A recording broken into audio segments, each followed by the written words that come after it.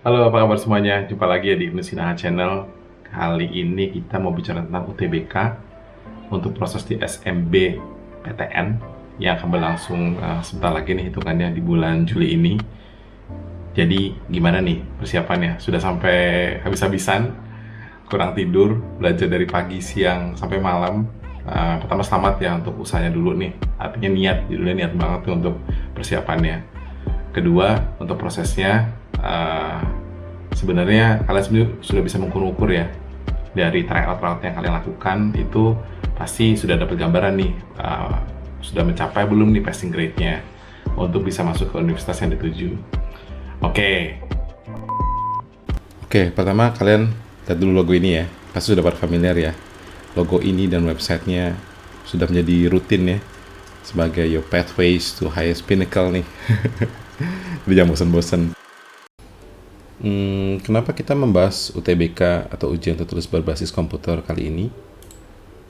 Karena unik ya, untuk ujian tahun ini di tahun 2020, untuk bisa masuk perguruan negeri tinggi, UTBK dilakukan dengan SBMPTN. Artinya, hasil dari UTBK akan sangat menentukan masuk perguruan tinggi negeri. Dan akan dilakukan dengan protokol COVID-19. Tentu yang sudah lulus PTN lewat jalur SNMPTN atau seleksi nasional masuk perguruan tinggi negeri, ya selamat ya. Tidak perlu repot-repot mikirin tentang UTBK ini. Tapi mayoritas sih masih sangat bergantung terhadap hasil dari UTBK ini ya, bagi yang mau masuk lewat jalur SBM PTN. Kalau kita lihat di websitenya LTMPT sendiri nih, di ltmpt.ac.id, untuk di bagian UTBK lumayan jelas ya informasinya nih. Jadi tujuan UTBK untuk apa, terus udah gitu ada ketentuan umum, dan terus ini berlaku untuk siapa aja nih, para siswa atau siswi di SMA, MA, SMK untuk kelas 12 tahun ajarannya ya. Ini tahun 2020 dan juga ada 2018 dan 2019. Tapi juga ada batas umur ya, maksimalnya 25 tahun, yang juga termasuk untuk paket C. Wow, kebayang dong, semakin ketat banget nih. Terus hanya boleh mengikuti sekali tes di UTBK. Mantap. Terus tahap-tahapannya nih ya, prosesnya kalian pasti udah familiar ya tentang ini ya. Ini yang menarik nih. Jadi ini kan bulan Juli ya, jadi ini masih tahap 1. Nanti di tahap berikutnya itu tanggal 20-an ya, sampai tanggal 29 Juli juga sama, dibikin 2 sesi, kecuali hari Jumat 1 sesi. Pengumuman di tanggal 20 Agustus 2020. Wow, kebayang dong kira-kira nih dari periode setelah selesai ujian sampai tanggal 20 pasti nungguinnya bikin susah tidur dan makan nih.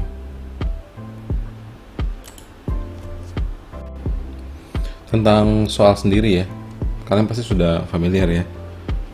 Ini saya dapat soalnya dari referensi Kemendikbud ya.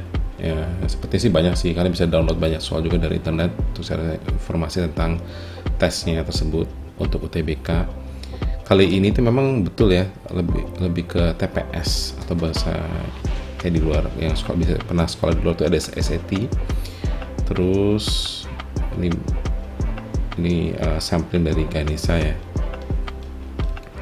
Ternyata kurang lebih sih sama dengan ujian masuk perguruan tinggi negeri yang dulu gitu loh.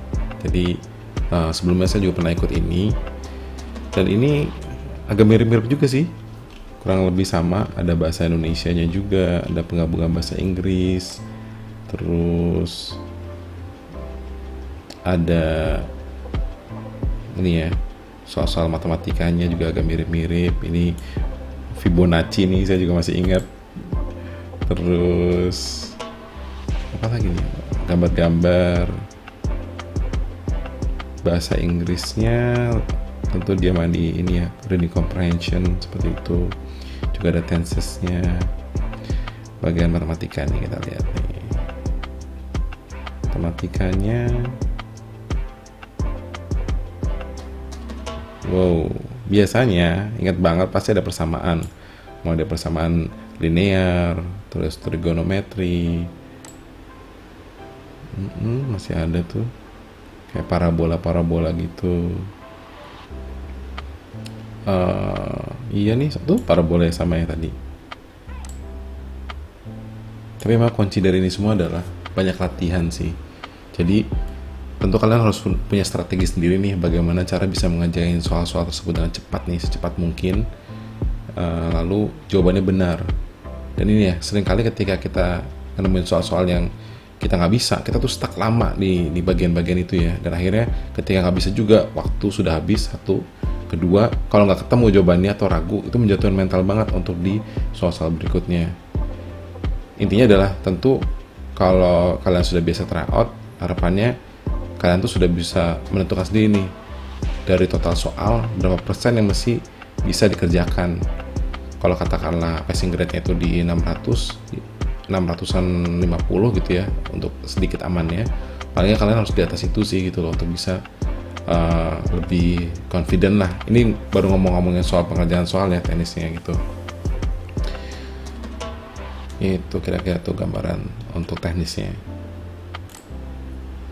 Lalu dari yang sudah kalian ikutin dari tryout itu, ya kalian bisa menentukan sendiri sih, kira-kira dengan nilai tryout itu saya bisa masuk nggak ke universitas itu gitu. Oke, pesan motivasi dari saya yang mungkin pernah ikut ujian masuk perguruan tinggi negeri. Jadi UTBK itu mungkin segala-galanya ya bagi kalian saat ini gitu. Tapi itu bukan akhir dari segala-galanya. Saya ulangi lagi ya, UTBK itu memang segala-galanya saat ini nih, tapi itu bukan akhir dari segala-galanya. Kalian pikir mungkin dengan setelah kalian masuk ke perguruan negeri, kalian bisa dapat membanggakan orang tua, terus ada gengsi juga kan sama teman-teman satu angkatan. Kuliah di mana nih gitu kan, ditanya-tanyain sama saudara-saudara juga ditanyain. Jadi pressure begitu besar saat ini gitu ya untuk bisa masuk. Dan mungkin juga kalian juga pengen banget nih gitu loh. Sampai suatu titik kalian mikir, kalau saya nggak masuk perguruan negeri akan seperti apa saya nanti gitu loh jadinya. Jadi kadang memblokkan pikiran, hanya fokus untuk bisa masuk perguruan tinggi negeri. Padahal banyak pilihan-pilihan lain gitu. Terus juga di sisi uang, tentu kalian mikir juga, saya juga bisa hemat uang lebih banyak nih daripada saya harus bayar sekian di kampus swasta. Saya bisa masuk di negeri dengan biaya yang mungkin bisa dibilang jauh lebih murah ya, lebih terjangkau gitu. Tapi bahwa kuliah itu bukan hanya perguruan negeri S1 saja. Pilihannya kalian bisa masuk ke D3 atau vokasi, atau masuk ke universitas swasta. Tentu universitas swasta saat ini juga nggak jelek-jelek banget kok. Dan ujung-ujungnya kalau kalian berpikir itu digunakan untuk bekerja, malah banyak added value yang bisa didapatkan dari kampus swasta dibanding di kampus negeri. Ini to be discussed ya, tapi it's the fact and reality bagi para employers di perusahaan-perusahaan pekerja yang menerima calon pekerja dan orang yang bekerja di sana. Lalu kalau katakanlah kalian memutuskan untuk mengambil D3, tentu keuntungannya adalah setelah kalian lulus dengan D3, kalian juga berkesempatan untuk bekerja lebih duluan. Artinya masa kerja kalian akan lebih lama. Dan artinya juga kalian mendapat penghasilan nih, dan bisa ditabung untuk kuliah lagi di S1. Dan syukur-syukur bisa masuk ke sekolah negeri ya. Dan atau ataupun kalian mengincar di S1 swasta, kalian juga bisa mengambil program S2-nya nanti di kampus-kampus negeri. Jadi banyak opsi nih gitu. Jadi tujuannya adalah bahwa kalian tentu sekarang harus maksimal nih gitu loh. Maksimal, usaha, terus dari itu juga berdoa minta sama teman-teman dan ke saudara-saudara, dan memperbanyak ibadah. Dan yang paling penting, selain memperbanyak ibadah, juga minta restu dan doa dari orang tua. Itu kuncinya juga tuh. Terus nanti kan kira-kira tanggal 20-an ya, Agustus di 2020. Selama menunggu itu, tentu kalian harus memanage ekspektasi. Nah, itu penting. Memanage ekspektasi itu artinya kalian sudah memiliki backup plan, rencana. kalaupun katakanlah berhasil lulus, ya tentu selamat dong. Senang, harapan kalian terkabul, dan kalian usahakan nih untuk banyak memanfaatkannya itu dengan serius belajar, terus udah gitu juga banyak ikut kegiatan ekstrakurikuler gitu ya, ikut kegiatan kemahasiswaan. Nah, terus bagi yang tidak, jangan patah semangat. Jangan patah semangat. Jangan patah semangat. Ini saya ulangi berkali-kali ini. Karena saya juga pernah ngalamin. Saya pernah ikut tes. Pertama saya gagal. Saya masuk ke swasta untuk S1-nya. Dan saya coba lagi. Dan memang setelah saya proses cukup lama ini ya, saya ngerasa memang waktu yang paling tepat itu. Nah, ini kadang-kadang Tuhan tuh menentukan waktu yang paling tepat untuk bisa mengabulkan keinginan kita. Ini bagi orang yang beragama ya. Jadi bahwa itu diberikan pada sesuai dengan waktunya. Dan saya benar-benar menikmatin waktu itu kuliah di S1 perguruan negeri, tidak di Jakarta tapi di luar daerah, termasuk favorit juga waktu itu. Saya merasakan sendiri gitu loh, ternyata memang manfaatnya. Kalau kalian teman-teman pikir dengan masuk negeri itu akan menemukan nuansa yang rata-rata pintar gitu ya, ya memang benar sih anak-anaknya. Tapi ternyata dari 80% yang kuliah di situ, memang betul mereka pintar. Tapi ada sebagian besar juga yang menganggap dari 20% itu yang lihat, saya beruntung nih masuk sini gitu loh. Contoh, ternyata saya dapat soal mudah. Saya persiapannya sebenarnya biasa-biasa aja gitu loh. Tapi saya tidak patah semangat, saya memaintain pada saat hari ujiannya, saya bisa mengerjakannya. Nah, itu key-nya tuh di situ. Dan dia akhirnya masuk ke perguruan tinggi negeri. Ya, itu cerita mereka waktu itu ke saya. Terus ada sedikit plus juga nih yang saya catat. Jadi semoga tidak ada yang miss. Keenakannya lagi adalah dengan perguruan tinggi negeri kita mendapat keuntungan dari sisi beasiswa. Banyak banget sekali beasiswa, baik pada saat